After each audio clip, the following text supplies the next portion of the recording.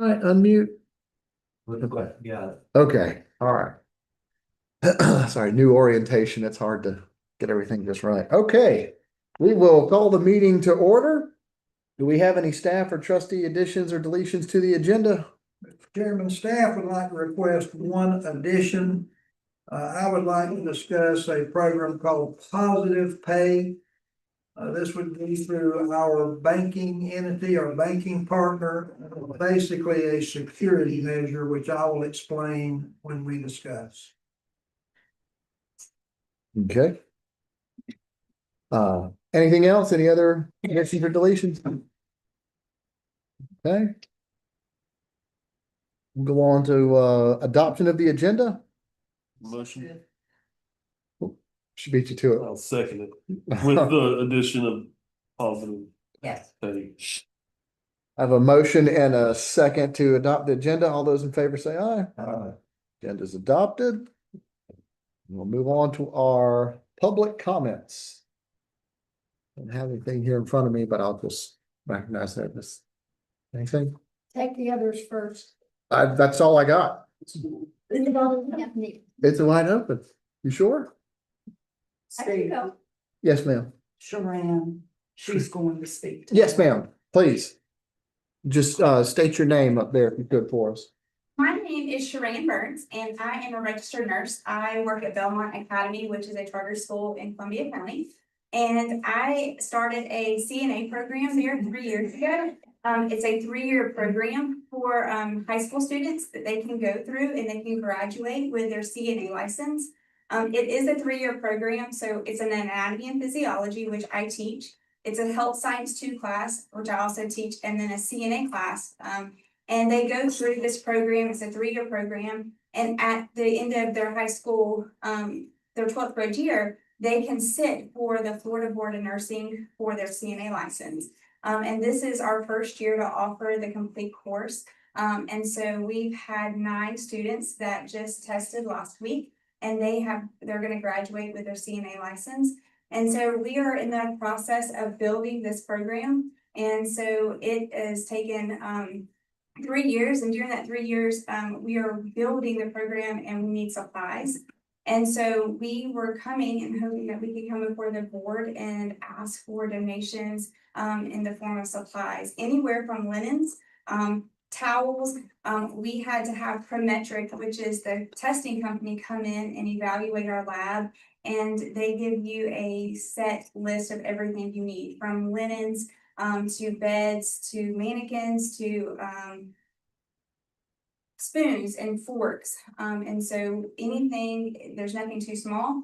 And so in order to build the program and continue the program, this year I had 9 students. Next year I plan to have 15 students. And so these are CNA or seniors. They're 17, 18 that can go into our local community and work at hospitals and doctor's office. And they're starting their career in the healthcare field. Many of my students want to go in and continue into the nursing program, some even physical therapists, and so it's a great stepping stone for them to continue their career in education and be able to graduate and make good money as an 18-year-old. So we're very proud of the program. Perfect. Thank you. I appreciate it. A letter that I was going to leave for y'all just to kind of go over and recap everything that I said. Yeah. We are a 50, I don't know if I'm saying this right, a 501 Three. and I've got that certificate as well if you were to need that. Thank you. Jerry. Yes, sir, Mr. Williams. Thank you. Sharon, aware of our participation with the college in the line grant. Just in case. Oh, help me. Where we basically have funded an endowment where Columbia County graduates who meet some requirements can get a nurse. That's right. Don't forget to speak to this young man, Dr. Barrett, you're sitting next to, about that line grant. We've done an endowment for the Gateway College that offers scholarships for that very program, that very track. Yes. So My name's Shereen Burns. I deal with Mr. Barker. Okay, so yes, so I think there's a lot of things going down the line for that, so. Thank you for your time today. I appreciate y'all, and my contact information is on there. And I'll contact. I'll contact you too. Thank you, I appreciate y'all's time. Thank you, Trent.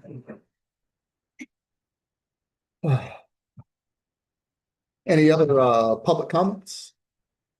Ms. Lynn? You guys should have told her that the purpose of the Lakeshore Hospital Authority was to provide for indigent care. Even though it may sound like a good idea, by the enabling legislation, you can't do that.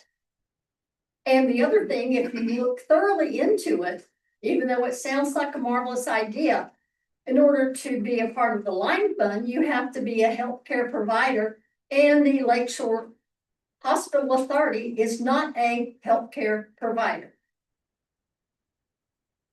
And the last thing is, I've said it almost every time I've been at this location and the previous location, is that this board needs to dissolve itself. Mr. Douglas called the hospital building a dinosaur. This board has outlived its usefulness, and you need to dissolve yourself. Thank you. Thank you, Ms. Lynn. Any other public comments here? I've got one online I've got to get to. Is there any other? Okay. I'm going to, let's see. Let me just double check this.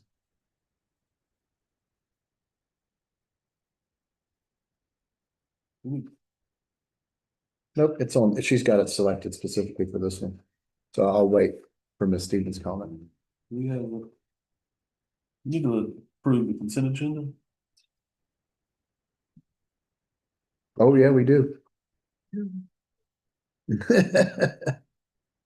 Well, we just. Time for Sonia's evaluation. It's about time. Thank you. Again, I said it earlier, Mr. Chair, Mr. Veal. So we'll close public comments and we will move on to adopt the consent agenda. So moved. Second. Have a motion and a second to adopt the consent agenda. All those in favor say aye. Aye.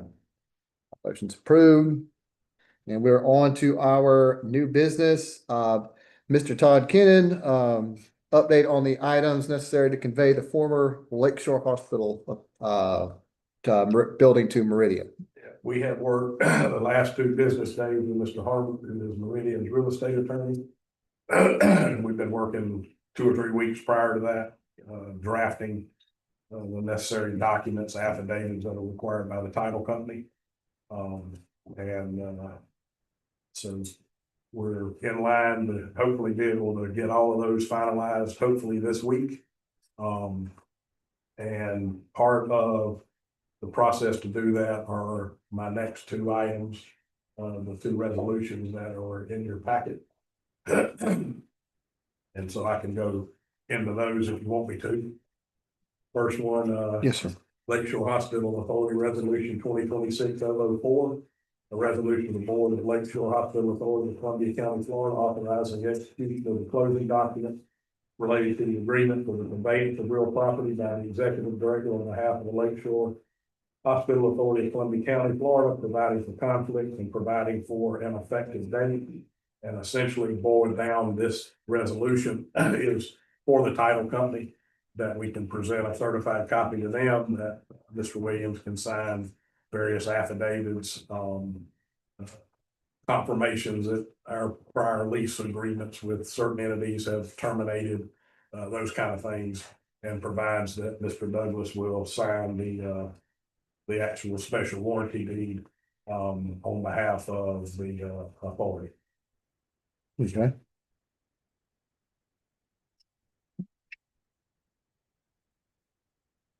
And then there's another vote, the 20, well, you want to do public comments on this one first? Let's just do them. Okay. separately. That'll work. I'll open this one up to public comments. Are there any for this particular item? Ms. Stevens has requested to speak, so I'm going to ask her to unmute. I don't need to comment at this time. Okay, thank you, Ms. Stevens. Okay. So unless there's any further comments from the board, I'd like this. yes, Ms. Chancellor. Okay, this would clear it. Anybody we decided to give it to, is that correct? This is specific to the Meridian conveyance. Okay. Because the title company, their title commitment policy is about that big. And there's pages and pages of these are things we have to have in order to clear it up. And not have any defects or problems within the title. And one of them is they want a resolution adopted in a public meeting. Authorizing specific people to sign specific documents. That way they can rely on those. Which is required by the title company.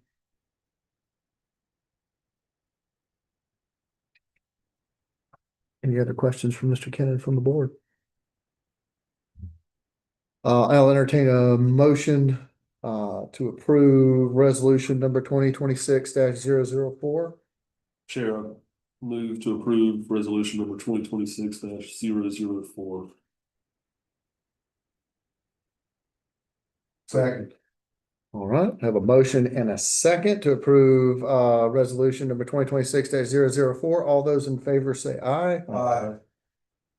Motion approved. Mr. Kennon, let's go on to the next one. Yeah, again, this is a title company requirement. This resolution, Ms. Audrey will actually certify a copy of it as being proof of the original. And it has to be attached to the actual deed we give to Meridian. And so it is Lakeshore Hospital Authority Resolution number 2026-03. A resolution of the board of the Lakeshore Hospital Authority of Columbia County, Florida, authorizing the execution of a warranty deed conveying the real property described on the attached exhibit A to Meridian Behavioral Healthcare Inc., making certain findings, providing for conflicts and providing an effective date. And the title company required specific findings be made in this resolution. They were contained in section 3. Okay. This one specifically authorizes you, Mr. Douglas, to sign the special. Excuse me, warranty. Okay. I'll open this one up for public comments. Are there any comments? Gonna ask Ms. Stevens, she asked on this one again, just in case. I've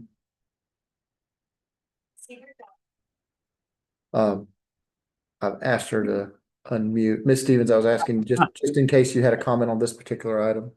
No, I'm good. Thank you. Okay, are there any questions of the board from Mr. Kennon regarding 2026-003? No. Okay, I'll entertain a motion to pass resolution 2026-003. Chair, I move to pass resolution number 2026-003. Second. Have a motion and a second to pass resolution number 2026-003. All those in favor say aye. So with these two resolutions, then we can get the deed executed and hold it in trust until all the other closing documents are prepared. Mr. Harvey is in the process of preparing the last few. Hopefully we'll have all those this week. And those will be ones that Mr. Williams can sign. Okay. Excuse me. Yes, ma'am. Mr. Chair. Yes, ma'am.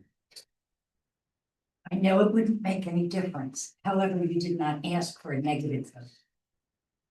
I'm sorry. I thought I heard you. Uh-uh, You didn't. uh-uh. I voted no on both of them if I had had the chance. Thank you. Sorry, Ms. Chancellor.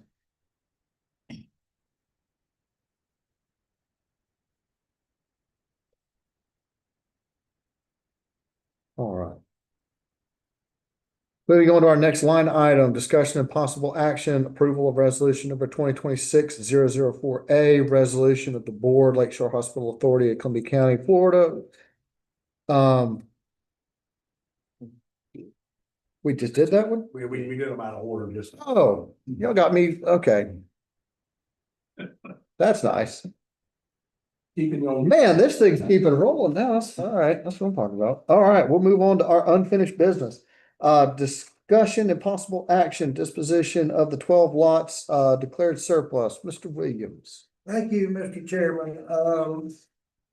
To the best of my knowledge, all properties owned by the authority that have a building upon them have now been distributed or in the process of being distributed to other entities. So what remains in terms of real property for the authority to consider what it wishes to do is pretty much vacant real estate.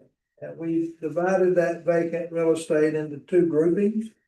One is we simply refer to as the 12 lots west of the old Lakeshore Hospital Administration building.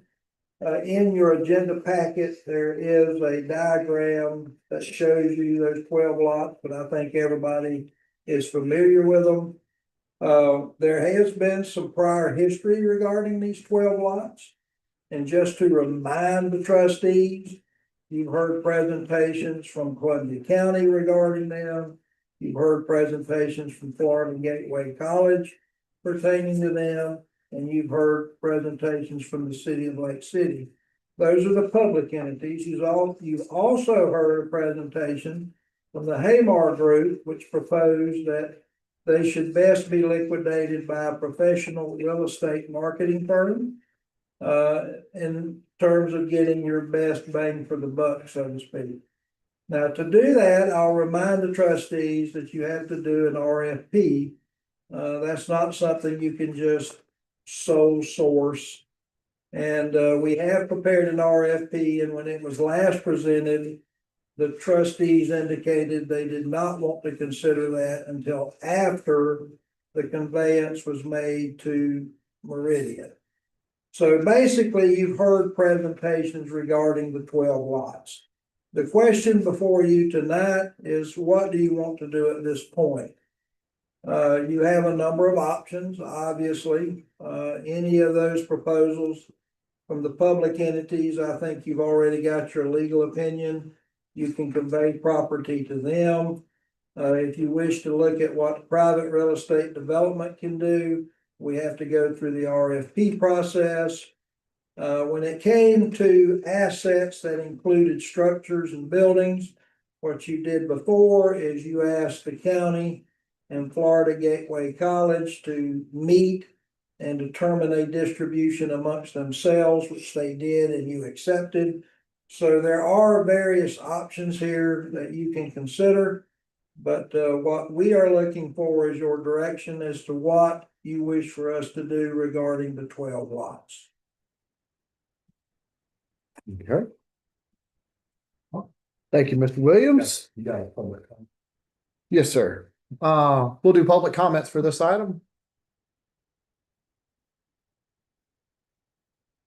So our intent, prior to, I believe it was October, possibly November, when we had a conversation, because of so many public entities that were interested for different various reasons.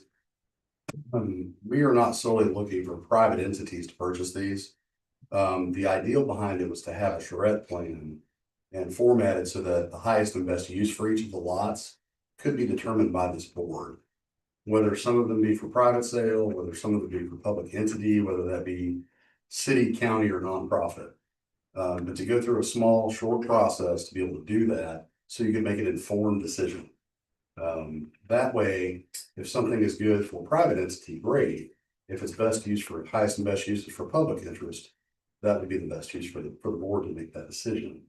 Not just saying, hey, go and sell all the lots and this would be the ones that worth this, or an appraisal process, but actually go over and do a conceptual plan and overlay of the area, which is something we've done in other markets. And that would hopefully be reflected in your RFP. The request for the RFP, I believe, we asked that you guys put it out previous to, I believe it was previous to Christmas. That way you're making the proper decision for the community. You're not just saying, hey, here's these lots. You guys have already given some of them to the city. They did nothing with them. And I think they had a reverter deed. They had to give them back to you, Dale, if that's correct. Correct. So that's already happened once with a public entity in Lake City. So that would also be considered into the plan, and it would be open to the public So the public could come in, similar to a workshop that Kimberly Horn did for the county in this same room, where the public could come in and have an opportunity to say what they would like to see as well. So you won't have people show up at a meeting in the last minute complaining so they didn't have an opportunity to voice their opinions. Thank you. Any other public comments on this? Ms. Stevens has asked to comment on this one as well, so I'm gonna unmute that. I'm good, thank you. All right, we exhausted public comments. Okay. Thoughts of the board?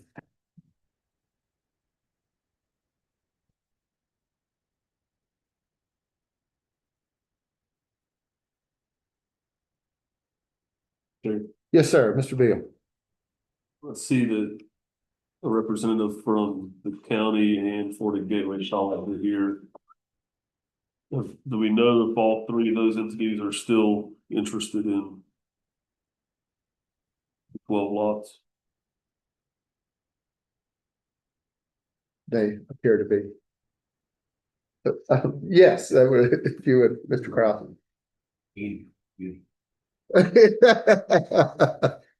Sarah will be the old one, isn't it? Thank you. Short answer is yes, still interested. We would like to keep our offices and campus downtown, and it's an opportunity to do that. We're happy to work with the college jointly to try and make it transition that's beneficial to everyone. We're not interested in selling it to a third party. We are interested in keeping our offices and campus downtown. Fair enough. Thank you, Mr. Cross. And I'll be short, yes, the answer is yes, and Mr. Kraus and I have had discussions. That if the board would be willing to let the county and the college discuss the parcels and so forth. That would be our preference to try to do that together rather than competing cooperation to make it successful. So. Fair enough. Thank you, Mr. Barrett. Oh, sorry, Dr. Barrett. I'm sorry. Everyone. I'm trying. I'm trying.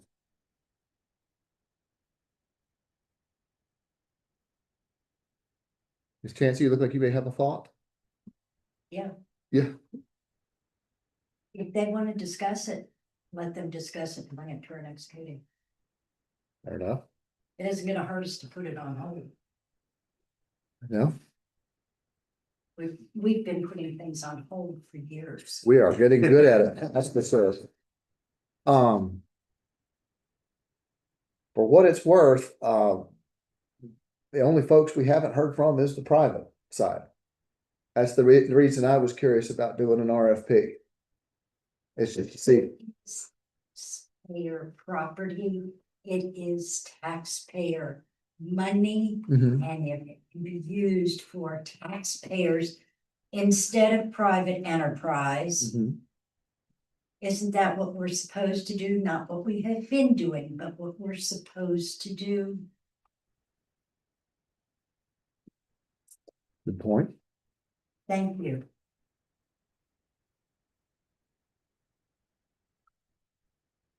And if I'm correct in saying that, just if, from my understanding of it, was having a reason for an RFP. This is just what I was intending, was to set it out there and have a private individual or into company, if you will, go to the various public entities that may be there instead of saying, county, you take it, or college, you take it, or city, you take it. That was my intent. I My can understanding. understand that because people do not pay attention to postings on meetings. And at the last minute, like they have done here, they come and say, well, I didn't know. Now, we'll face some of that. Mhm. But the people that have been paying attention have made some proposals. Yes. And as far as the RFP goes, sure. If they can't work something out, maybe that's the way we should go. But if they can work something out, they work for taxpayers entities. Right now. Oh boy, that raised some questions. We'll hear from each of you individually as the order of which you, Is that okay? if that's okay with the members of the board, I'd like to hear Dr. Barrett's thoughts. I would just like to point out that the proof is in the pudding. So even though the college, and I will not speak for the county, if you take a look at the old Randolph building as I look at, we were the first to get our deeds done. When we first make the promise, it's been power washed. It has been, the trees are down. You can see that building. We are making a difference in downtown Lake City already. And the parking lot's been completed by the county. Our parking lot will be done very shortly. And our decision will be made whether we renovate quickly or do we wait for the state budget to be decided whether that project gets funded for that. That's what we're waiting on. Well, I would say to you is the same thing. We met with Meridian. We've also met with your healthcare provider down the road as a community to build this community. So we do have a plan. And it has been shared. This is probably my 11th meeting in the last 6 years that I've attended. So I do agree with you. And this hasn't been decided by our trustees from the college standpoint, but I will just say we do have a plan and time is important to me because I like to get things done and completed. And this decision will decide whether we decide to seek grant funding that we could only receive at the locations in downtown Lake City compared to the on campus. So our process is there is a process.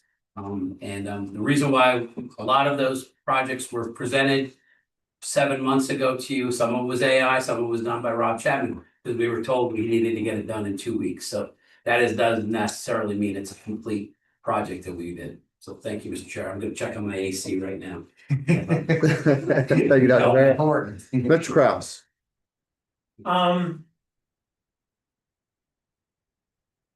We have a good working relationship with the college.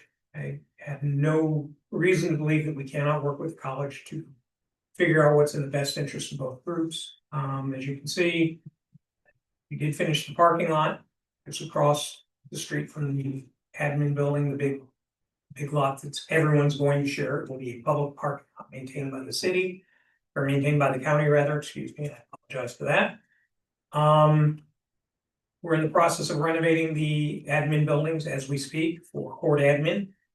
So we'll be bringing 40 people some downtown to help support the campus that you have there. And we think creating a campus that can support both the college and the county makes the most sense. Thank you, Mr. Kraus. Mr. Abbott. So those are both great things, and those are things that they're currently doing with existing buildings. Haven't heard anything about the vacant lots, right? So what we're proposing, whether it's our firm or another firm, right, is you all have representation on actual conceptual of what the vacant land's gonna look like. Right, you had a room full of people at last meeting, you had to call the cops because the guy got so excited.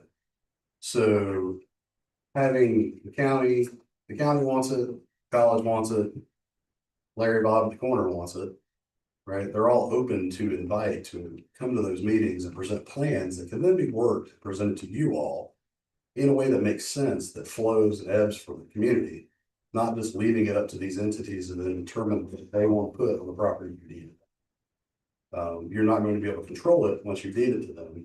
You can put in some guidelines and they'll put some language in there. Once you deed that property over, it's up to them, the timeline, the speed. You can put a reverter clause in there, but then you're in the same position you're in when you gave those deeded lots to the city of Lake City. When they have the funding and when they put it to the board and when they decide to do it, and when the economy is right, and when it determines that it's the right time to do it, all these great things. Or you can go forward with an RFP, and it's very minimal compared to what you spent over the last 20 years or however long the board's been together. And you can have a turnaround probably about 90 days and have a real plan on what to do with those lots that has public input, right? Some professional input that's done these things before. They involve hospitals in the center of the city. And maybe have a good walk score when you get done.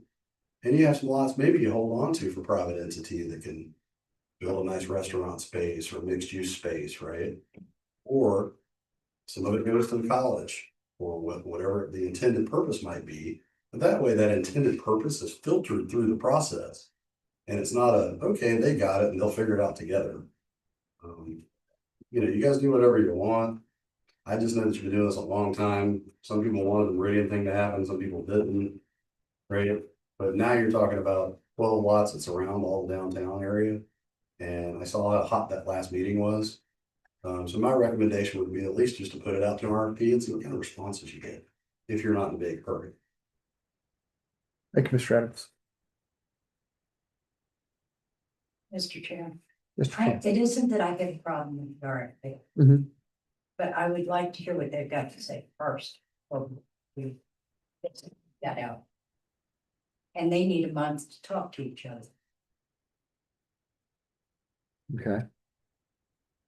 So you're saying you want a month to give the college, and just so I understand, the college and the university to talk to each other? The college and the university, It's County and the college. the county and college, the two individual right there, and then whoever they deem fit. the oldest one in the room. So- Over it. Maybe I'm not being, I'm trying to just convey my thought. Anyway, the Yeah. two entities that those gentlemen represent. Let them discuss it. Bring it back, tell us about it. And maybe then we can go ahead and expand to an RFP because they're not gonna take everything. I'll bet you. You want to bet? Mr. Douglas, if I may. One more time. So my apologies. So, Chancey, that's a great point, right? So it's like status of execution, right? How we like make the ball roll and figure out when we're changing tire, cars going down the road. The problem is if you deed some of them over and you like it, it affects the overall, like when you're trying to do something as a holistic plan. Once you give out chunks of the pieces, it changes the entire, what you could do with the property, right? So you give up part of it, same thing, right? You're not a fan of this hospital thing switching over, right? It is what it is now, so that has to go into the plan, right? So an RFP process would avoid that. Right, because you would control it. No. Yes. I'm asking them to come up with their proposal. Sure. If we are totally satisfied with it, which we won't be, we never are. That's my point. I was about to say, there is no way they're gonna hit all of your checkpoints. Yes. Let them propose it. It gives us an idea and then go with the RFP if we need to. And yes, ma'am, I just want to fully explain that it's something that you look at when you look at something conceptual in an overlay district like that. Or a specific area and you're looking for walk score, usability, feasibility, what's the intended use, intended purpose, who the existing tenants are. There's a lot that goes into that, right? I understand that. Yes, ma'am. So to say that, to say this. Making sure that the intended use and the purpose is something that makes sense for you all was the whole reason I brought that up. Because I saw what happened with lots when they got deeded to Lake City. Right. So, I appreciate it. yes.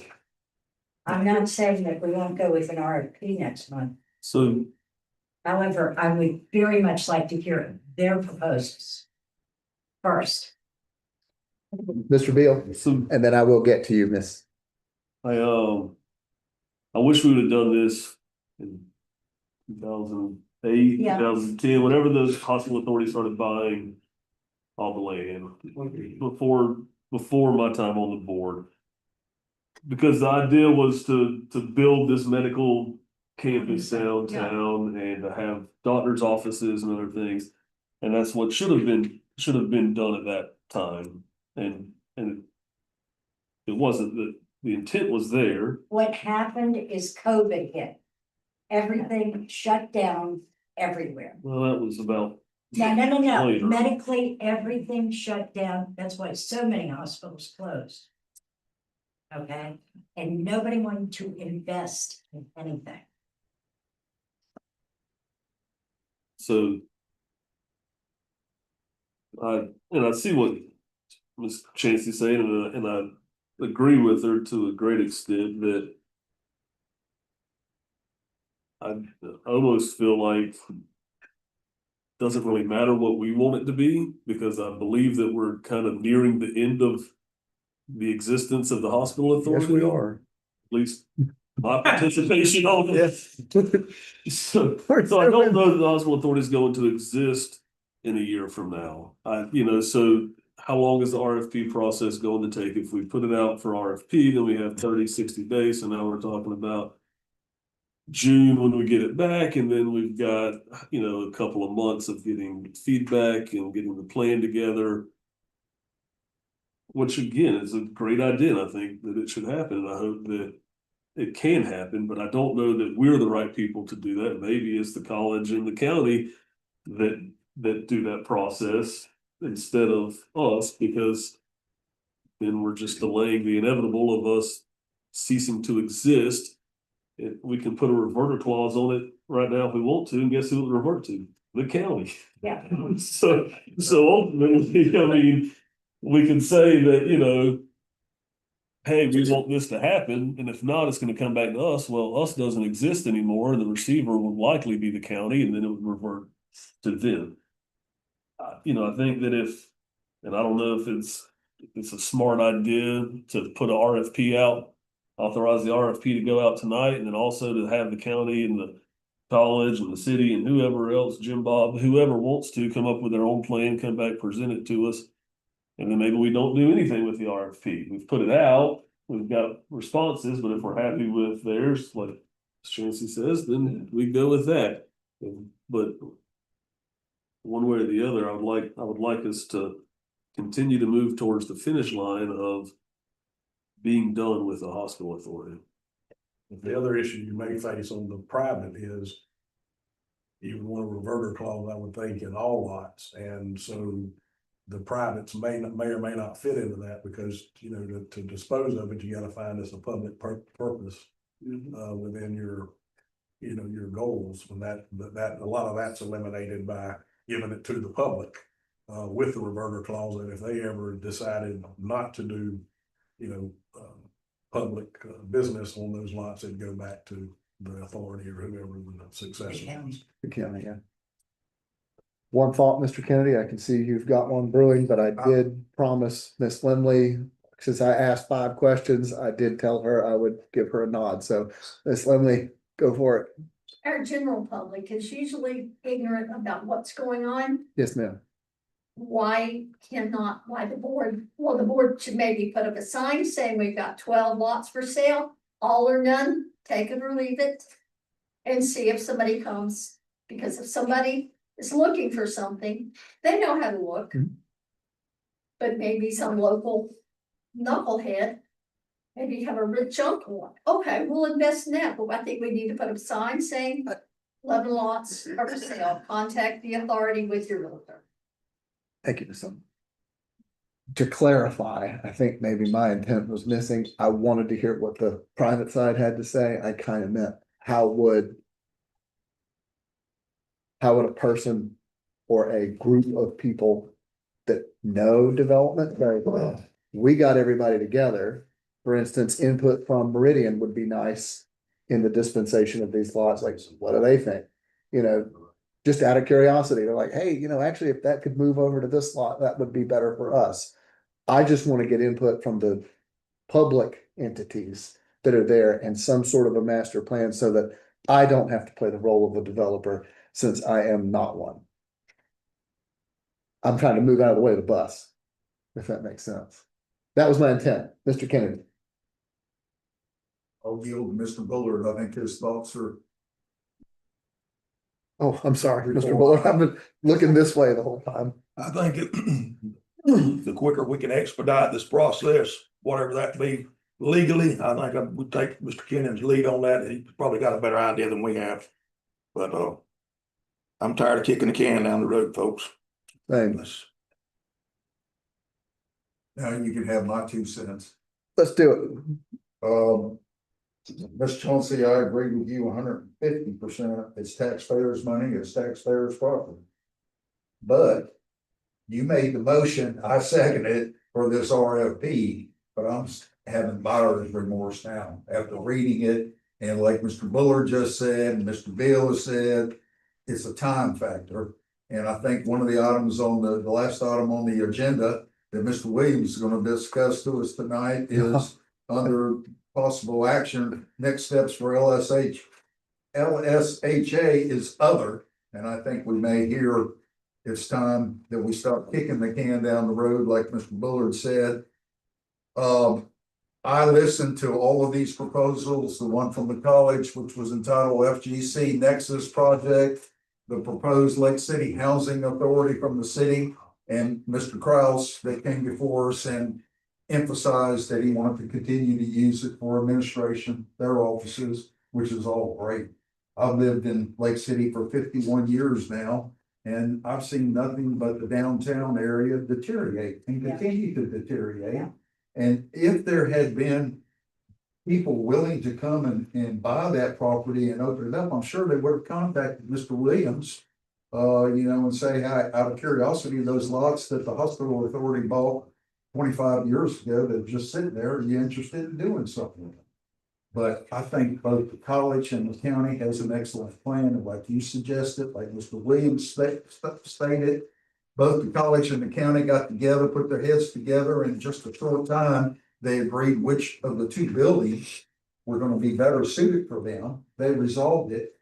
And yes, the city had an excellent plan, but their plan was based on proposed Lake City Housing Authority. And since that time, I have received phone calls. I've run into people when they immediately told me, "We don't need affordable housing, elderly housing in the downtown area." No, we don't. And they said, "Please don't go off on that." But we haven't heard back from the city on that. And you remember before I was on the board, we had an interlocal agreement with the city, and Mr. Elfenberger, the former city manager, had plans for a beautiful building that was gonna be shared by the county and the city, and we ended up taking that back 5 years later. Yeah. So, like Mr. Bullard said, Mr. Douglas said, time is of the essence here. I'd love for the county and the college to both get together. And again, it's just these 12 lots, and look where they're located. And I just really don't see us having a Macy's clothing store and all of these other elaborate places in the downtown Lake City. I may be wrong, but thank you for my time. Yes, sir. And if I can make a motion, I will, Sure. unless there's further discussion. Mr. Williams, did you have any discussion? No, sir. I'd like to make a motion that tonight we vote to authorize both the county and the college, both COs, county and college, to get together as soon as possible and regarding these 12 lots that are located on this map, and come back if not sooner than our meeting in May, by the May meeting, as to what your continued plan will be for those 12 lots, so we can approve that. Thank you.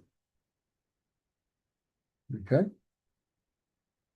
We have I'll second. we have a motion and a second to instruct the county and the Florida Gateway College to commiserate on a dispensation plan for 12 lots. Is that a correct summary right there? I think so. We'll do that as a roll call. Ms. Chancey, Yes. Mr. Kennedy, Yes. Mr. Beal, Yes. Mr. Bullard. Yes. Okay, it passes unanimously.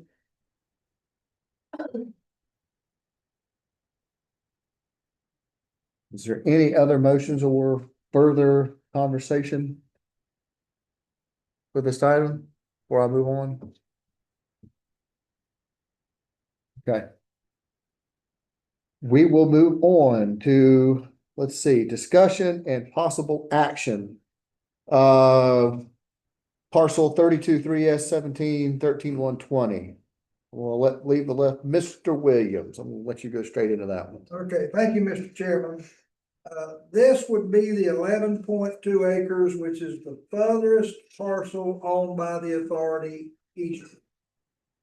This would be on the backside of the proposed dedication or the approved dedication to Meridian. Now, the history of this particular lot is as follows.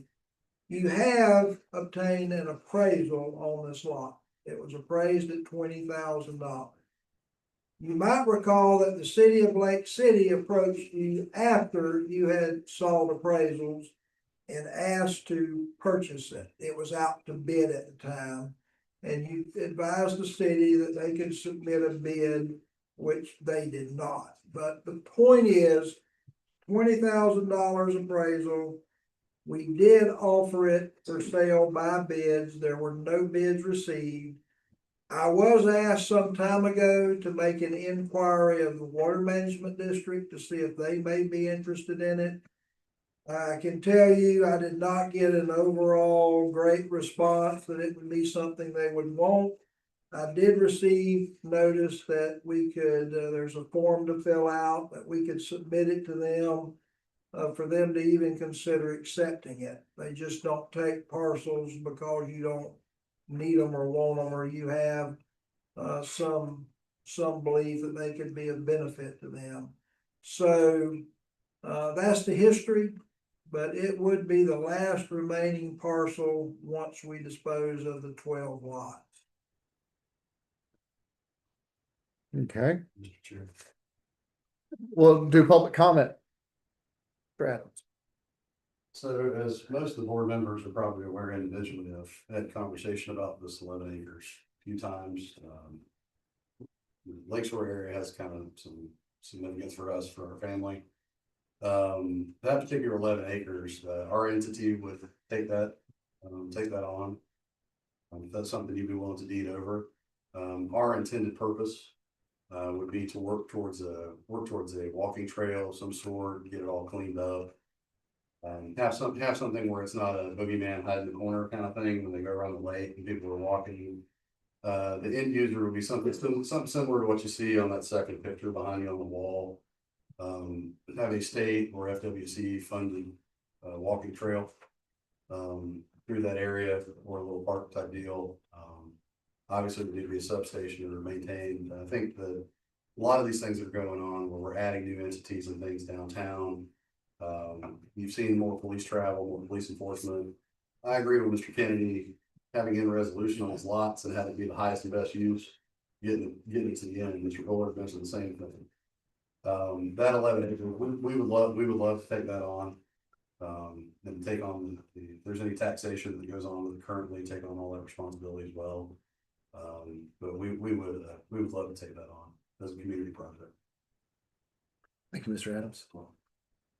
There's some. Maybe Mr. Adams is aware that this is a piece of property that came up 20, 30 years ago. It's a wetland. And maybe somebody should buy it for mitigation credits. During the Jack Berry era, he wanted to put a road through there. However, it was not suitable for a road. And I've been here for years. And the reason those houses were torn down, Jack Berry wanted to get rid of the ghetto. Thank you, Ms. Lemon. Ms. Stevens has asked a comment on this. I'd like to request her.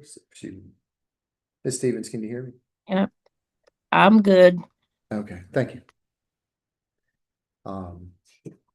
Any further public comment on the 11.2 acre lot?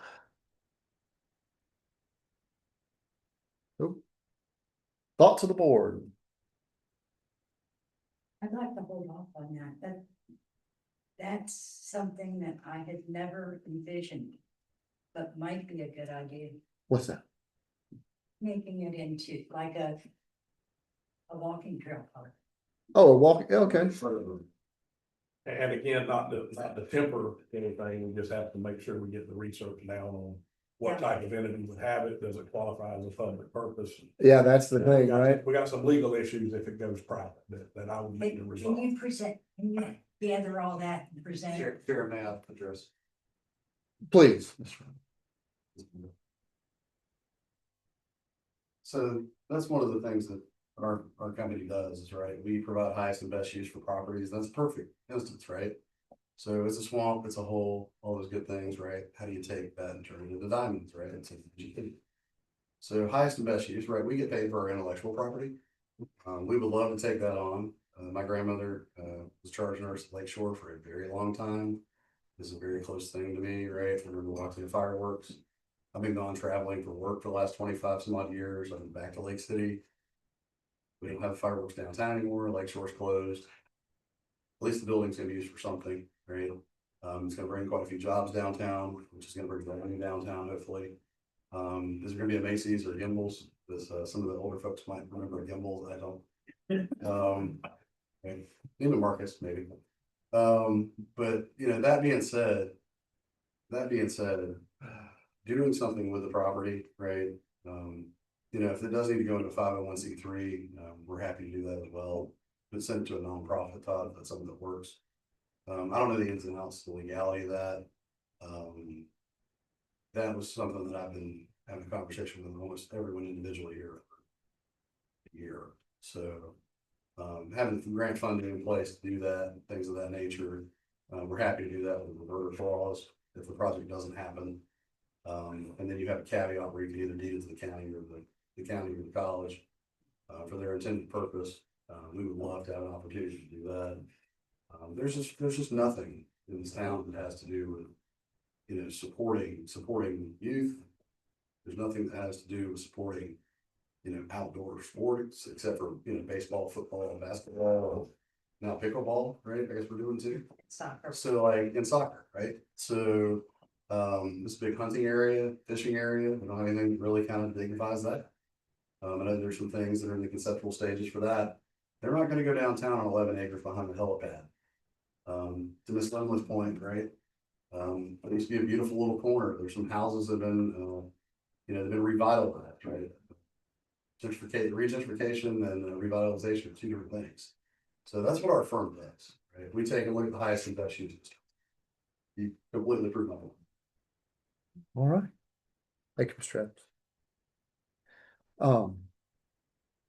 Continued thoughts of the board?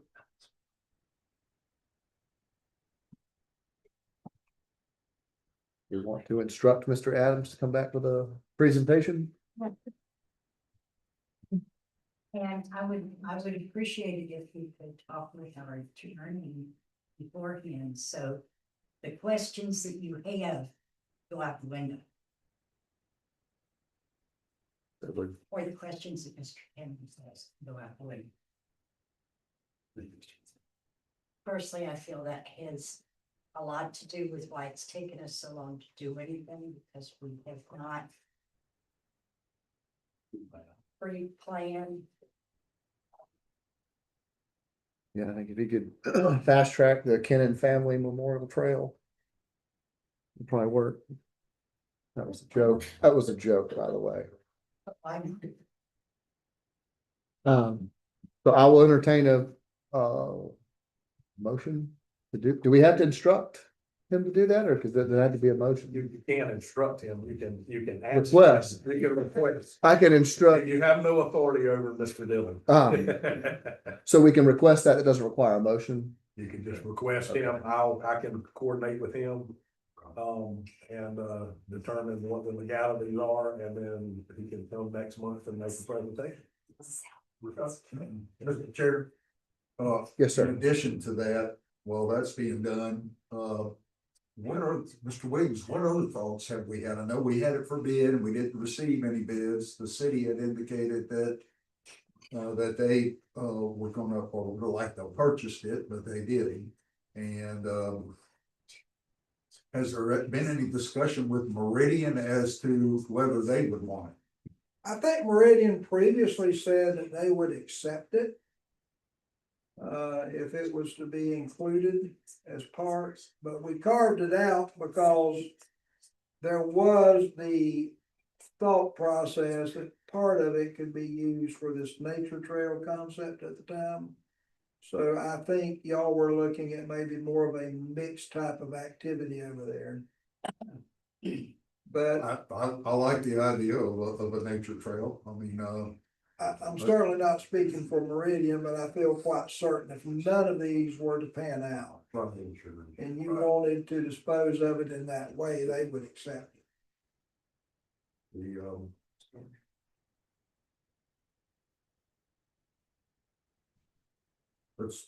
Thank you, Mr. Chairman.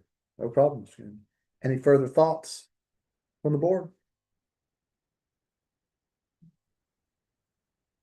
All right, I'll move on from that one on to our next line item, discussion of possible action, the Lakeshore Hospital building disposition of assets classified as furniture, fixtures, and equipment. Mr. Williams. Hey, thank you, Mr. Chairman, and just to remind the board, this has a lot to do with what Sharon mentioned at the beginning of the public comment.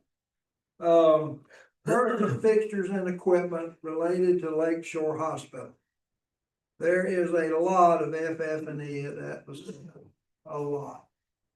Now, having said that, what we've done thus far, with your direction, is the FF&E that will be retained by Meridian has been identified. They have done that. The FF&E that is necessary for us to use in our own primary care clinic has been identified. So we know what those items are. So we are talking about the balance of the furniture, fixtures, and equipment beyond that. And there is a substantial amount even after these two organizations have what they need to for their operations.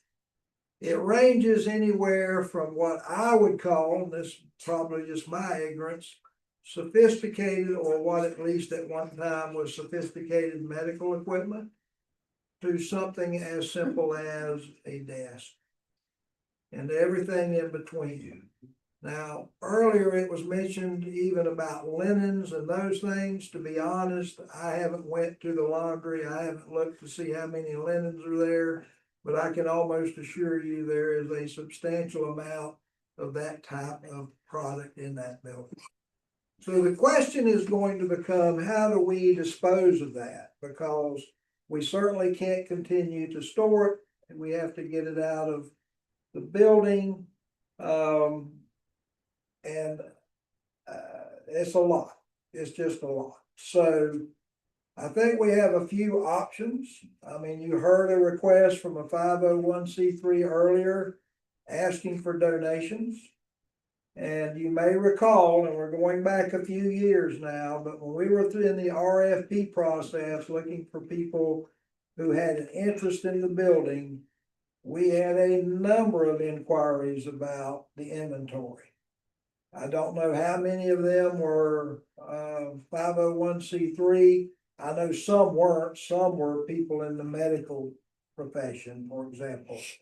But we did have a number. I would say it was in excess of 25 at least. And we do have an old file somewhere that would have those people identified. We certainly could basically try to identify everything and do some form of a, sealed bid. But I'll be the first to tell you, when I look at some of that equipment, I have no clue what that is. And then, of course, the third thing would be to do an auction. And there's a couple of ways to do the auction. One would be hire a general auctioneer and just see what happened. The other would be to get an auctioneer more specialized in the medical field, who will charge more of a percentage for their effort, but who may be able to get you more money simply because they understand the nature of what they're selling. But this is not going to be a small undertaking.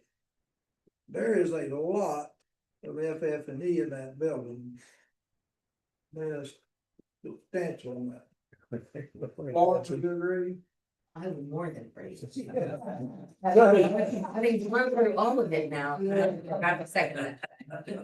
Well, so, and Lauren and them really, what they're keeping is really, they just scratched the surface. They did not, I mean, there's just so much in there, and a lot of it is attached to the building. I mean, you go in an operating room, you got those huge surgical lights mounted to the ceiling. They have value. They have value. But they're gonna have to be removed and out of that building. Or else when they come in to do renovations, they're gonna end up in a dumpster. Can I interrupt for just one moment? Mr. Yeah. Williams? Please. I'm just going to meet with the AC guy. Before you leave, No, but I have the same question I think he's thinking.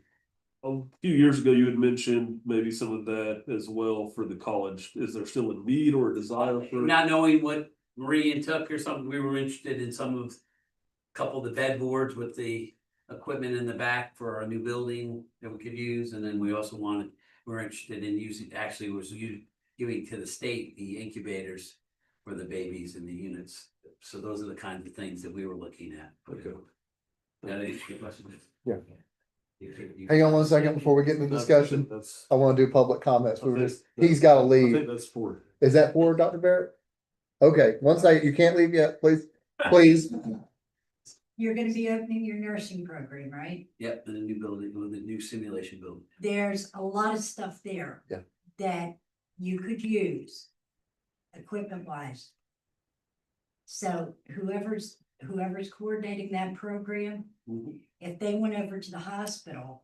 We've already done it, but we got in trouble, remember, by somebody. Yeah. By being in there. But it's- Yeah, but, you know, going through proper channels, everybody. Anyway, there is stuff over there you could use. Absolutely. Okay, seeing as I'm the only one of all of my friends here that's ever worked in a hospital, I will guarantee you there's stuff. Oh, there's stuff, yeah. But I also encourage, I'm sorry, but I would also encourage that other, like Belmont and schools and so forth. Yeah. Have that opportunity, because they have many of those CNA programs, so that Right. is what's available to them. So if Mr. Williams could get a hold of Belmont, they might find some equipment they could use too. And then what you do is the first thing you hit on is medical equipment repair companies. Okay. Okay, because some of your hospitals, like some of the older units in Gainesville, have equipment from the 50s and the 60s. And the parts that you can use for repair, and it's the same way with x-ray equipment, I know that firsthand. Okay, So, Ms. Chauncey, may I suggest this, because I do believe this is one of those items we could just talk about all night. If the trustees are in agreement that you're willing to donate some of these items to 501c3s like Belmont, I can certainly reach out, identify who some of those may be that have CNA programs or the like. They can come, we can potentially come back at the next meeting with a request or a list of what they would like to have. And then, of course, we're sort of reducing the amount of FF&E that we have to find a different way to dispose of. We can do that. Sonia needs something. Thank you, Dale. okay. Hang on. Just, I'm sorry, I've gotta do this. Public comment. Come on. You gotta have something. I'm begging you. All sheets to the homeless people in their carts. There we go. All right. Okay, anyone else here have public comments before we start the discussion? I apologize, but I have to stick to the order. I'm gonna, Ms. Stevens, you have asked as well to comment on this, so I was going to ask you as well if you have any comments before we continue our discussion. No, not really. Thank you. Thank you, Ms. Stevens. Now, if I may, Mr. Chairman. Yeah, go for it. Go for it. I'll give you an example. Check the box. In the hospital, there are two sub-zero freezers. Two. And whether most people knew this or not, back during COVID, when they had the vaccine, we stored in that building the vaccine that was used in the community because nobody else really had that type of equipment. So it would seem to me that if you're willing to distribute the asset we could offer those to the public health unit. If you're in agreement to something like that. Are you okay with us reaching out to an agency like that, which is? Mr. Bill, So I would propose that we go with any educational type of institutions, and Mr. Attorney can correct me if I'm wrong, but I believe our enabling legislation says that we're also supposed to educate, not just provide indigent care. So I think the education part, we've vetted it and we've done that multiple times. So I think we should reach out to the education partners first. Hmm. And then the public health system second, and then whatever's remaining, hire specialized auctioneer to do something with See, it. I disagree with the auctioneer. I said third, No, after everything. before you get a hold of the equipment companies. If they can come get it quick and give us some money. Well, if By all you means. get a hold of the equipment companies and you've got something they want, get them quick. And can we, are you making a, No, I'm making a list, a hierarchy of what you're saying. Education, public health, equipment companies, and then fourth auctioneer. but I think we should authorize Mr. Williams, go ahead and take care of the first three this month. Yeah, And then we'll discuss the auctioneer with what's left. Mr. Kennedy. Mr. Chairman, I guess this would be a question for Mr. Williams. I'll probably, and correct me if I'm wrong, the first thing that we need to do is, I guess, go into the building and do a complete, thorough inventory of every item that's on. I assume we have an inventory list, correct? We did. Now, an inventory list was not given to us when CHS left.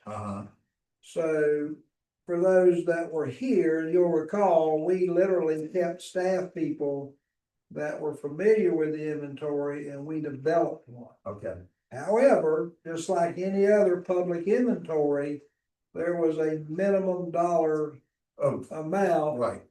And a lot of what's being requested is not on that inventory list. But- Sheets are not on the inventory. Right, as sheets and towels, I understand, but salt and pepper shakers or whatever. And what else is not on that inventory is those items which basically are affixed to the floors and the walls. Like the lights and. Okay, but the beds would be, would all of I these, think every bed in it is on the inventory. do they have a property tag on them? They do. Okay, and then I guess Miss Markham is gonna be very busy. And I don't mind volunteering to help too, to check off numbers, but I guess we need to get a complete list of all of the property tagged items that are in the building, correct? All 4 floors. We have that. Okay, you got that, but we gotta go and make sure they're still there and check it off, right? And then we gotta declare that property surplus. It already has. We've already declared it all surplus? Yeah, you've done declared all the inventory of the building.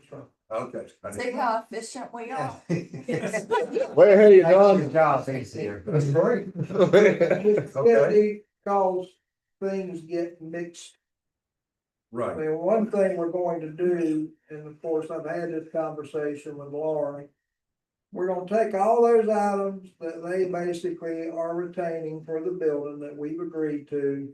And I need to put them in one area and get them out of the way. And then I need to do the very same for our primary care facility.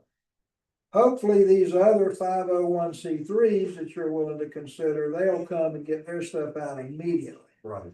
Because when we go to talk to a medical equipment repair company, or we go on to an auction, those items that aren't for sale don't need to be mixed in.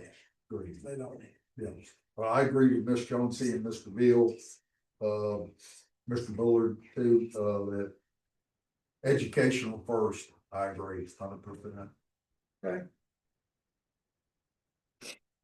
In terms of in terms of the inventory, are you still requesting an inventory of any? If he says that it's been done and it's recent and it's surplus, then I don't have a problem, because again, if I'm not mistaken, Mr. Williams can correct me, we're allowed to give surplus property away to a 5013C. Or C3, whichever the heck it is. Yeah. But for somebody my age, I may need a bed with a bedpan. The Don Kennedy Memorial. Thank you. If you heard my joke. Bedpan won't be on anything. Bedpan won't be on it. But we can't frame one for you. Okay, then can I make a motion? Please, Ms. Chance. Go for it. Okay. I make a motion that Mr. Williams be allowed to dispose through contact to teaching facilities, public facilities of any of the FFE that's in the hospital Mhm. at his discretion. Okay? That's my first motion. Okay, all right, sorry. I'm going down your list and checking things off. Okay, have another motion. Let's do the first motion. Let's do the, so we're going to, you're, just so I'm clear, you want to authorize Mr. Williams to, in the order of educational needs first, public health needs second, to dispose of any assets that are not already requested by Meridian Correct. and And hopefully that. the primary care. 60 days. They're taking it. Taking it out of the building. That's just a hopeful. That isn't part of the motion. I'll second it if you say 30. Yeah, I know, right? Okay, now were you serious on the second without the days, or are we doing the days? We're not doing the days. We're not doing the days, we're just, Mr. okay, Williams says how to handle that. there you go. My problem, Ms. Chancey, with that is within 60 days, it won't be our building anymore. No. We can reach, we can reach an agreement, I'm confident, with Mr. Harwood and Mr. Evans, that would allow us access to the building. Because the last thing they want is to have to deal with this. I was about to say, I don't think Lauren minds. And so We're we gonna can, have to pay money, you're right. yeah, so Yeah. I'm confident that we can, and I'm also confident that in 30 days, or it'll be quicker than 30 before we give them the building, number one, and number two, none of that can be accomplished within 30 days. Well, as we're having discussion, this will be a good time to, as the board. Our facilities director is on extended medical leave. So Perfect. dealing with all of this, we've also had to sort of come up with a backup continuity of operations plan. It's working, everything is fine.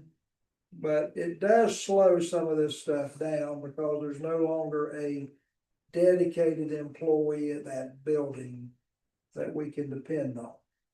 So that's why Sonia has to get going. I was about to say, Sonia's just gonna wear running shoes. That's perfect.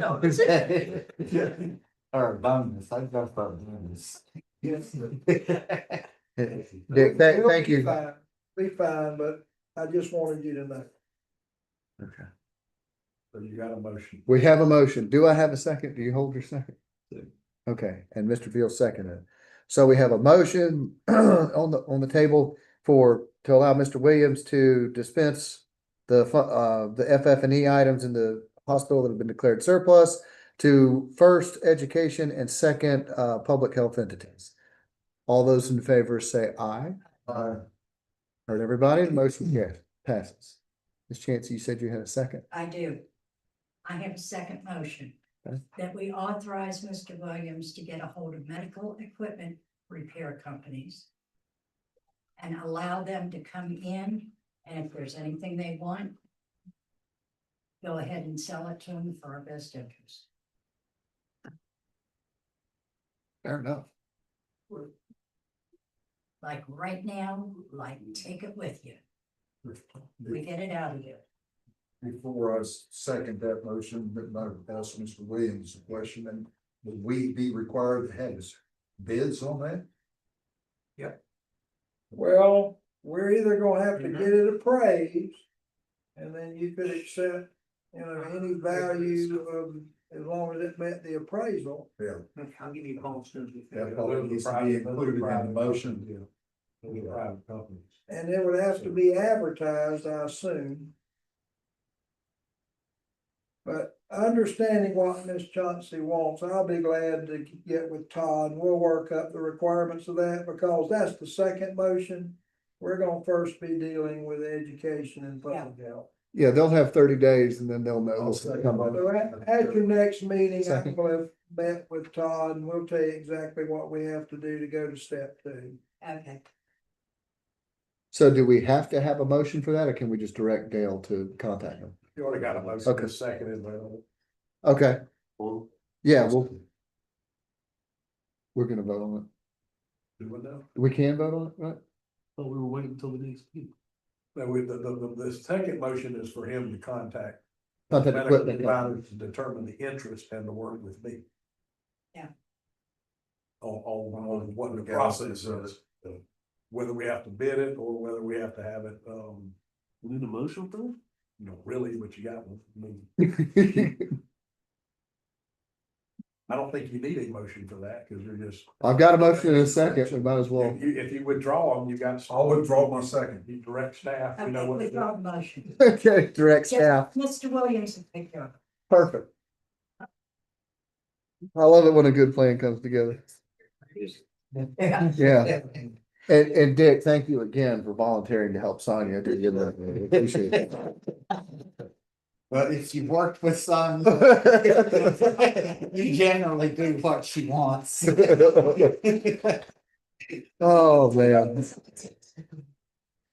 Okay, on to our next line item, discussion of possible action, the Lakeshore Hospital Authority Primary Care Center, Mr. Williams. Thank you, Mr. Chairman. First of all, Anita Rembert, who of course represents Palms and is our contracted entity to operate our facility, could not be here tonight because of a previous engagement, but she did ask that I give you her best. I wanted to update you where we are with that project. Number one, they have filed a site plan with the city of Lake City, and that site plan was approved. There was one condition on that approval, which dealt with parking spaces. The city did not like the number of spaces on the site only. They wanted assurances there would be additional parking. So I was able to work with David. We were able to get that resolved. David submitted documentation, which they have now furnished the city. So I believe that the site plan approval is complete. Their designers were working with the city building department in order to get the plans building permit ready. There were some not suggested, but required changes to the plans. Those are in the process of being corrected now. So just as soon as those changes that they requested are incorporated into the plans, they will be submitting for a permit. At that time, the bidding process will begin. The project will be divided into different disciplines, just like any other building project, and they will be seeking bids. And that's when you will get back involved in this project. But I wanted to make sure you all knew exactly where they were in this process.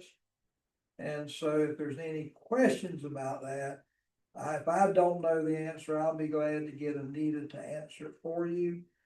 But we do have site plan approval.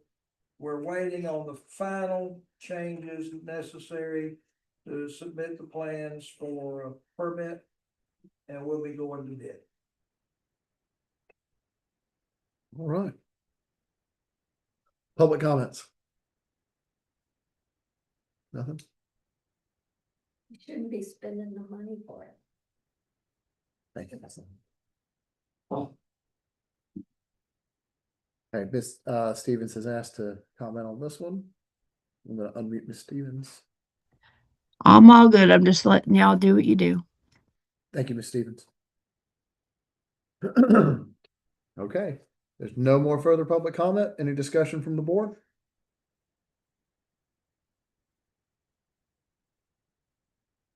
Just glad it got to the city. Anything? Anybody? Can I move on? All right.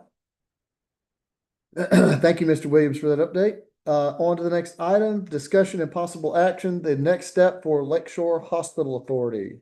Mr. Thank you, Williams. Mr. Chairman, and individual trustees may have some of their own, which is why we have other under here.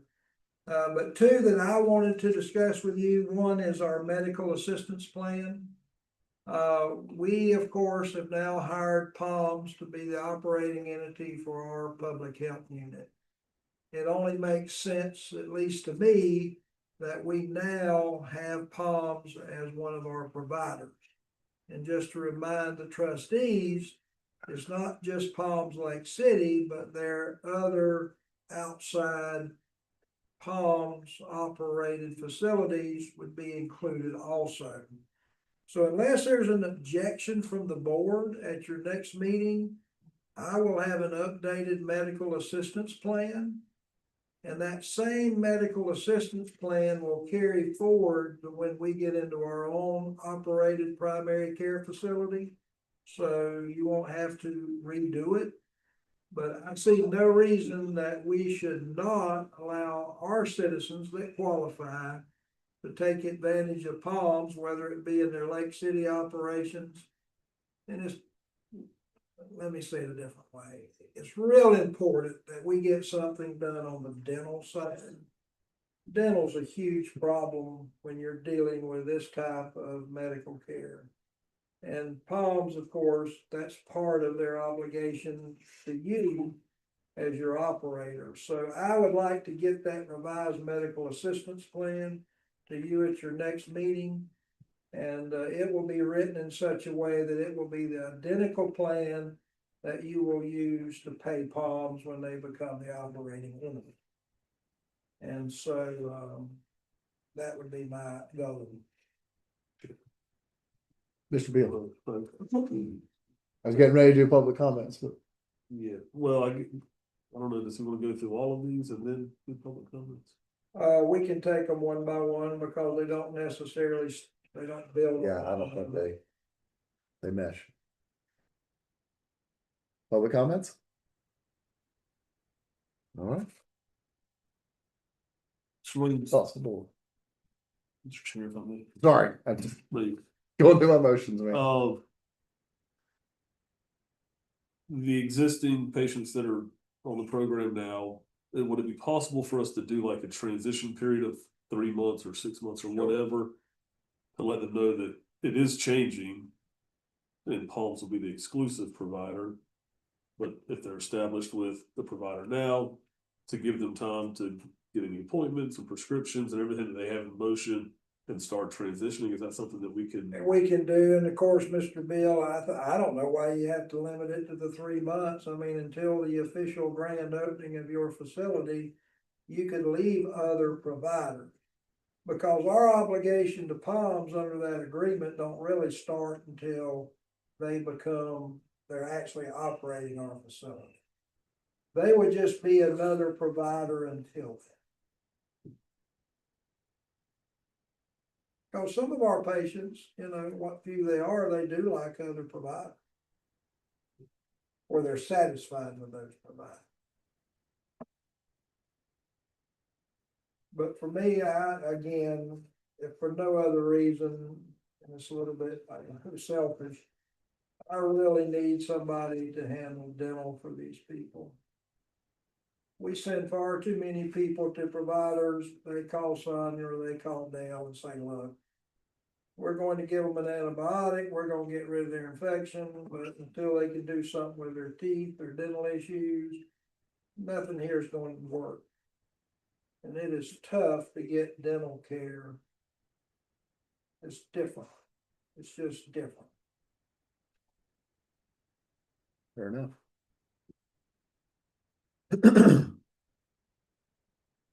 On to the board.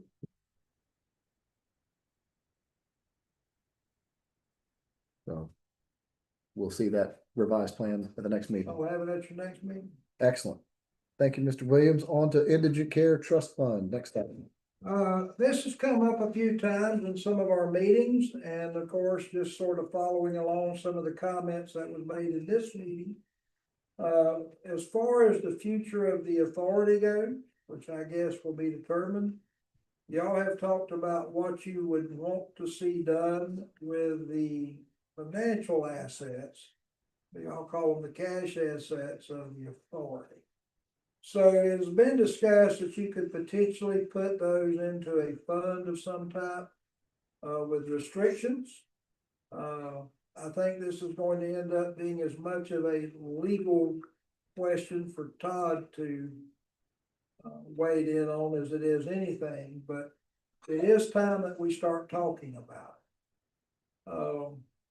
If that is your intent and that is what you would like to see, I would suggest that you direct Todd to work with Richard to come up with documents that they believe would be sufficient to carry out whatever your wishes are with those assets, and for you to start reviewing them at your convenience.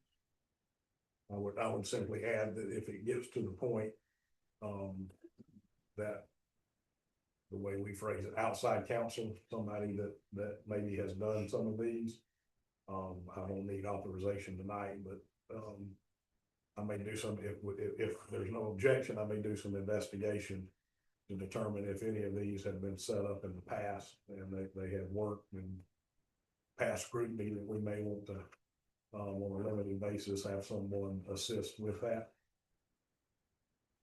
Fair enough. But I can bring that back next month. I can tell you, Todd, from my comment, or from my conversations, there is a number of things that y'all are gonna have to consider, and you're gonna have to discuss with the board.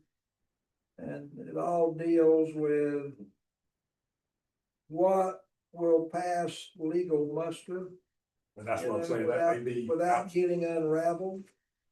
That may be outside my wheelbox, just to be perfectly honest. Okay. And so I'll do some investigation to determine, maybe somebody that, like I say, has done it and theirs has passed scrutiny, and then that would eliminate a lot of steps. But again, based on the trustee, your comments that have been made in the past, comments that were even made here tonight, if there's any disagreement with that process beginning, please tell us now.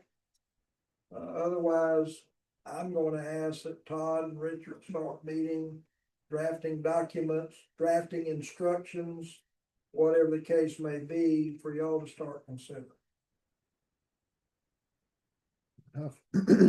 Before we do any comments, any public comments?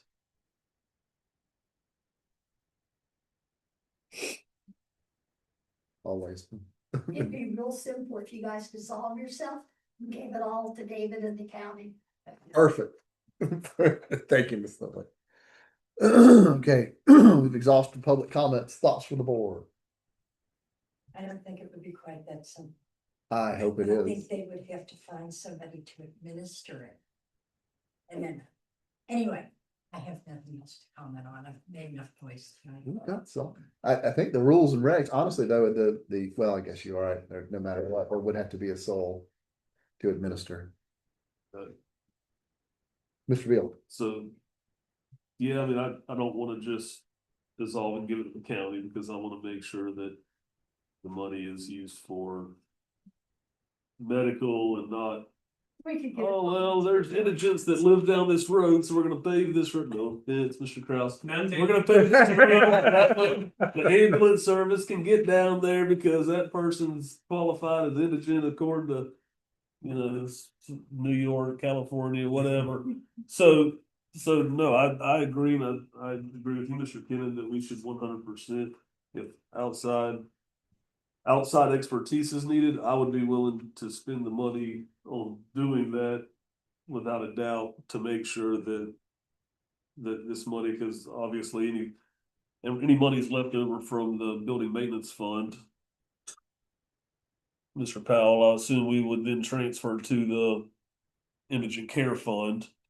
Yes, yeah, we would likely establish a new fund, just because it would have, conditions and restrictions, but, and it would have an admin component, because it need to be administered, so, and the object would be to have a permanent type fund that any succeeding entity would, honor and administer in the fashion that was intended. We should 100% be working on it. Mr. Bullard, you seem like you're sitting on something. Like you want to talk about it. I see you over here doing this. Do you have any thoughts on this or? I think we need to go to work on it, Yeah, get it done. yeah. Mr. Kraus, If I could. Please. Thank you. We recognize that this is for indigent care. We recognize that when this board, if this board ever does dissolve, indigent care falls to the county as a responsibility of the county.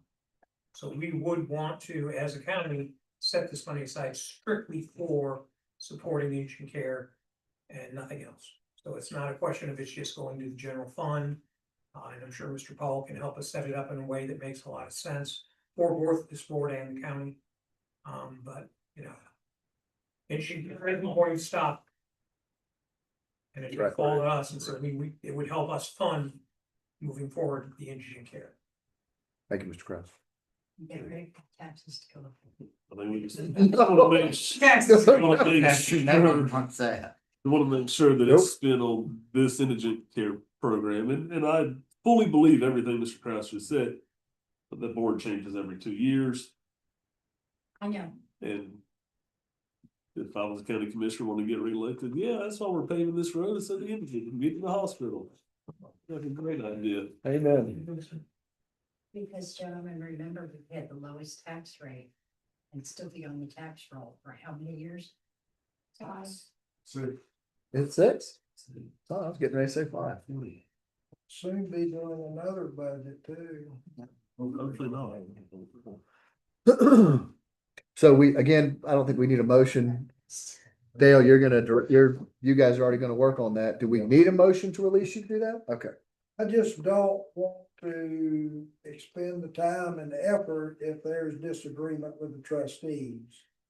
So as long as I know that's the way y'all still want to proceed, I'm more than willing to get them together and let them get to talking. Excellent. Okay, I think we're good on that. Now, you've got listed here other on your next line item. The only thing I have for the other, Mr. Chairman. Yes, sir. Is I know that individually, a number of you have indicated that it may be time for you to leave the board. And some of you have stayed far longer than you ever intended to stay, and I know that that's appreciated by all. I just want to remind everybody that as we move towards all of this, you can't do this without a majority vote on the board. That's right. So I would greatly appreciate that you would at least try to hang in, if that is your intent, until all of these things we discussed tonight can be approved. And then we can talk about what to do after that, if that makes sense. Please, gentlemen, stay with me. Seriously. I think I speak for everyone. I'm here for the paycheck. Yeah, yeah. Hey. Hold your shit up. I know it's been a frustrating process for all of us, but, you know, I think the worst is behind us. I'm sorry, Mr. Kennedy. no, I'm echo everything Mr. Williams says on that, and we're close. We have stopped the bleeding, and we're close to getting it completely shut off. I appreciate Ms. Cone being here tonight and her assistant. I apologize, I forget her name, but having the opportunity to do what you did for several years, sign the checks. We're starting to see a lot of those dwindle down, and that one particular one that I have a hard time signing every week is the $3,500 security check that has been required, and I think I said last month that it's been almost 6 years since the hospital's been closed, and it's Yeah. right at $1 million that the taxpayers have had to pay for security. Just that alone, that's a lot of money. But that's the only comment I have. Well, along those lines, the authority does have a schedule of everybody we have under contract. We know what the notification requirement is to terminate that contract. And just as soon as Todd says, Lauren says, this is the official date, we will do those things necessary to terminate those. One of them owes a substantial amount of money to us because they're holding a large deposit. So some of those we definitely need to close out, get our deposits back. But we're ready. I mean, we're ready for that. So shouldn't be an issue any longer than it has to be an issue. So. Sure. Mr. Beal. The only other that I have, talking about the surplus property. The piece of property with the building on it. I believe that was voted on, that would go with whoever ultimately ended up with the hospital building. So You're talking about the little, what was going to be the EMS stand? Yes. Yes, it's included in the. So that's our. Yeah, we went back and checked the minutes on that. Okay. There was some question about was it still in limbo? And Miss Sonia pulled the minutes for us, and those are included in the legal descriptions. It's that building and then the two wooded lots that are so bad that Dwayne won't even go into them. I just wanted to make sure that's part of this now. Wherever Dwayne doesn't go, I'm sure Tanya's loving traipse. So we're in good shape. Whether she's making. There we go. It's It'll be great. You'll love it. I have to file something. Are there any others? While we're bringing this up, I know I'm 3 of them. Just making sure before I close the sign them out. So, okay, the consent. No, positive pay. That's right, that's right. Thank you. Thank you, Sonia. We advised the trustees a couple of months ago that there had been an attempt to pass a forged check on the building fund of the authority. I guess what's scary about that is if you remember and you saw a copy of that check. Oh, that's right. That thing looked, I didn't know, I look at them checks every day. I couldn't believe the quality of that thing. The good news was though, is that while it was presented, TD Bank's fraud division and the things that they do internally identified it as a possible problem, kicked it out, did not pay it, and that's the good news. But because that happened, we now have we've been put on notice by TD Bank that there are certain things that we now must do. One of those is that currently, when Sonia issues checks, she has to turn around, notify the bank in a different manner. I have issued these checks. These are authorized to be paid. And if a check shows up, it's not on Sonia's list, it don't get paid. It's gonna be returned. The other thing is they're telling us they will only allow us to do that for a specific period of time.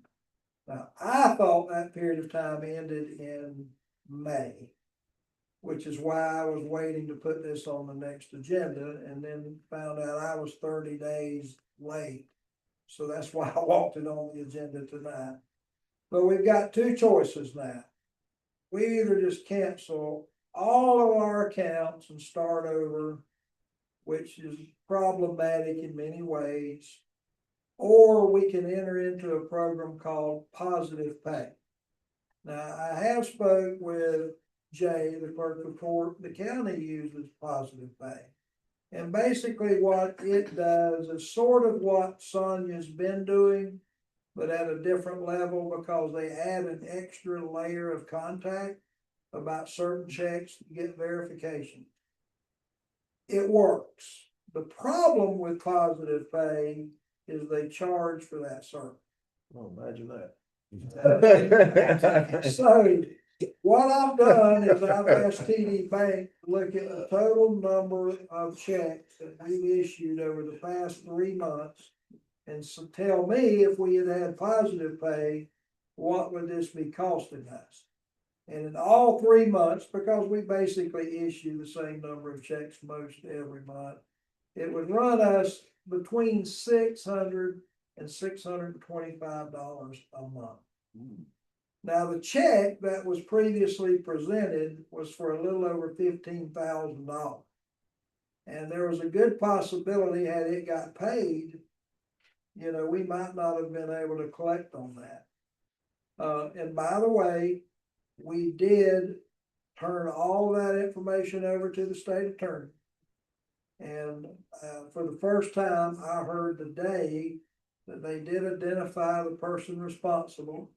You're dealing with an 18-year-old in New Jersey. Wow. That's who you're dealing with. So I will furnish you more information about that as soon as I have more information. But I just heard that today. So look, we're a public entity. Our audit's out there on a public website. We're in various news articles all the time. How much money we have in reserves is published consistently. We're a target. When you look at the cybersecurity side of the little old Lakeshore Hospital Authority, we were averaging about 10 attempts a month to basically take our financial information hostage. And y'all know how that works. Then they want you to pay them in crypto to release it. It's happened to other public entities in Lake City. We've been fortunate in that we've been able to get ahead of that, but it happens every week. So I think it's smart, even though it's gonna cost us $600 a month, to authorize us to enter into a private pay agreement with TD Bank. Hang on, Can you reopen the I meeting? meant positive pay. hang on. Can you reopen the meeting? I haven't We haven't adjourned. adjourned the meeting yet. I got close. I said before we go to adjournment, but we gotta do public comment. Miss Lynn. Can the authority obtain a credit card and these entities be paid by a credit card, but that eliminate anything versus a check? I mean, I can jump on that one. I can tell you, we haven't been able to. We have plenty of our vendors where we go, they just do not take credit card. One of those things. Mr. Andy. So from a sheer P&L and operational expense perspective, what do you guys spend a month to keep building up properties? Ooh, Approximately it's 60, right? 60. It's 70. going down, I would say. I remember that you're number. Looking at 50 to 60,000. 50 to 60 Okay, a so month. how much is in the account that you're attempting to protect?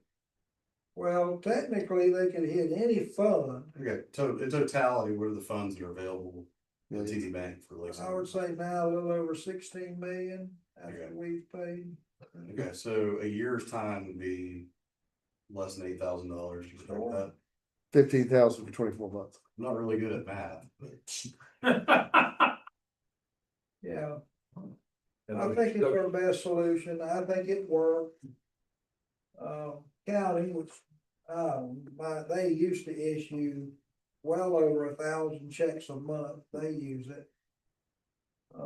Much larger than us, but And those checks, they're hitting cities and when, Oh. typically when they hit, you know, they'll intercept they'll know from a public meeting that you have a contract with ABC. So they'll come in and pretend to be ABC and intercept your check. And you're lucky if you can even get it to an 18-year-old in New Jersey. It's typically somebody in India or somewhere. And though, you know, I know another example, it was in the, I want to say it was, $300,000 or $400,000. And I could add, I work with a number of small cities as small as Horseshoe Beach have had to do this for the exact same thing. It's mainly people will steal, you pay a vendor and they'll steal it out of their mailbox and then make a new check out of it, bleach it or whatever they call it, but it's pervasive and it's all the way, and I work just with public entities, but it's everywhere. It's everywhere. And I could say, and people wouldn't mind that the city of Fanning Springs had 3 attempts at a check to Tesla, to a motor company for like 50,000 a triennial that they actually sent through, and fortunately they were able to recover, but it's just happening everywhere. Mr. Bill. I hate to put you on the spot. Any idea how much in fees we've paid TD Bank over the last 3 years? Actually, what they do is, you know, our money's in the bank draw interest. So they basically pay for what they provide us out of part of the interest we earn. But we have interest-bearing checking account. So they take. They get paid, but honestly, it's not, I think we fare better doing that than we do if they just have a standard fee and a rate. Well, look, my whole point is we're supposed to put our money in a bank and use their services to pay bills, right? And now they want to charge us $600 a month to use their bank and their services. And I've got a real problem with that. I think it's complete bullshit. Well, we don't have to do that. And I'm against it. And I do think that we should, I mean, the banks are federally insured. I believe we have an insurance policy that will pay if we were to get some sort of a cyber attack or anything like that. We did at one point, and I hope we still do. We still have it. So I'm not a fan of spending $7,200 plus a year on something that the banks have figured out they can relax and do less of the job and now charge us for this additional service. I think that's bullshit. So my proposal would be ask the clerk of court if they'll manage our money for us, since they already pay it. And then B, if A is a no, then B would be find a bank that wants our business and will do what TD Bank did and catch any fraud. I think it's ridiculous for us to have to pay that money. The second part is what I was going to just remind, I mean, that's why we're having the conversation.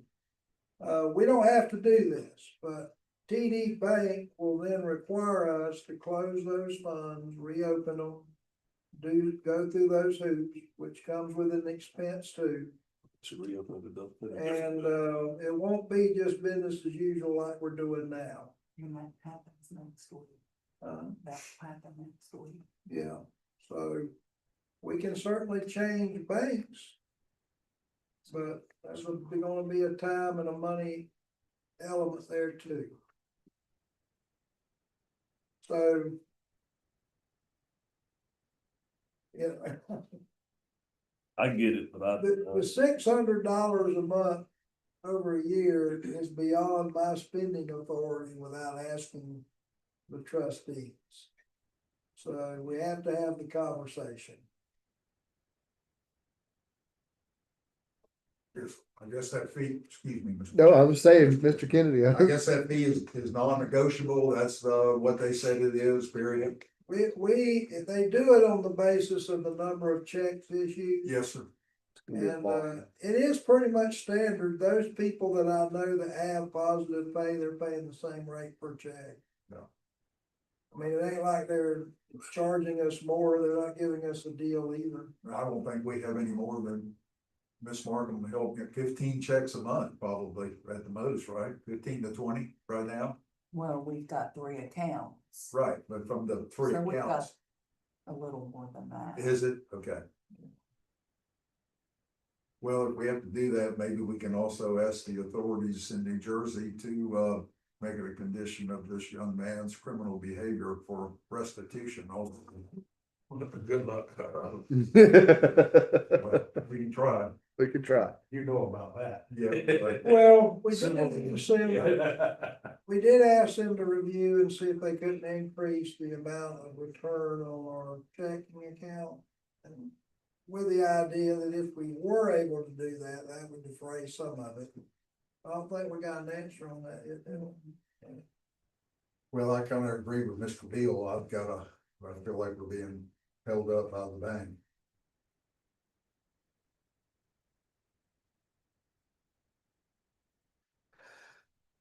Any further discussion? TD is FDIC insured, isn't it? Yes, well, Because not all banks are, that's what I'm asking. well, all of your funds are insured by the bank, FDIC and the state, as to having the bank take your funds.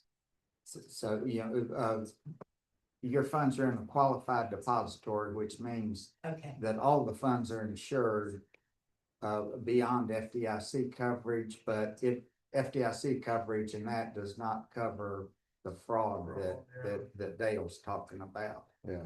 It's kind of like if the bank stole your money, they can't, or the bank went under. Yeah, I know the situation. Fraud's not terribly recoverable. Like I said, it was about a $400,000 plus check, and the insurance company paid 300,000. The entity was out 100. Yeah, like you say, Yeah. that ended up in New Delhi. yeah. That's a good question. It's $625 a month. What kind of coverage comes with that hot little number? Do they guarantee? Well, okay, so how positive pay works, if you notify the bank within the time frame, I think it's 1 day or 2 days, then the bank has to pay if it's fraudulent. So it's a per instant. So if you hadn't notified the bank of a check for $50,000 that went through, and the bank processed it, then they would have to pay for that check. Yeah, Gotcha.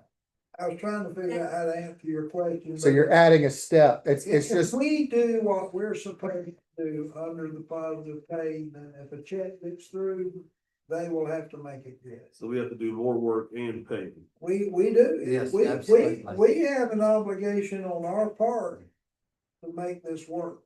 yeah, you're covering their overhead for the added work of verifying the check is what it sounds like. And the downside is if you don't, for any reason, if the bank isn't notified of a good check, then the check's still kicked back. So it's an extra step, and you have to be vigilant. But they have a real good success and track record with it, from what I understand, so.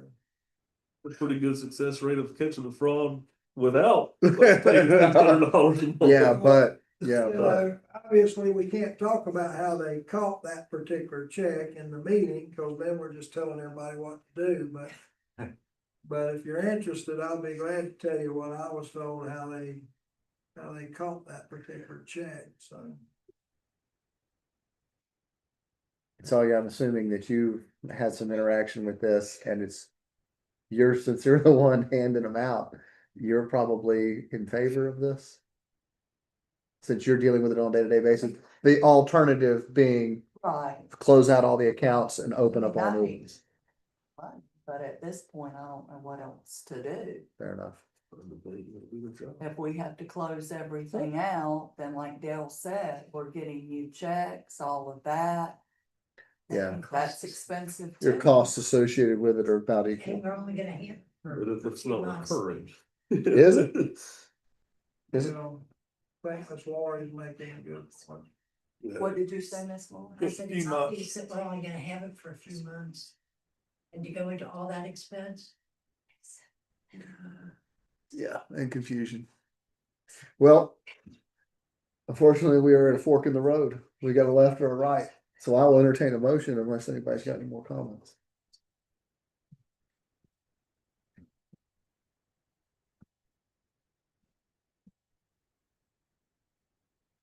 I'll make a motion that we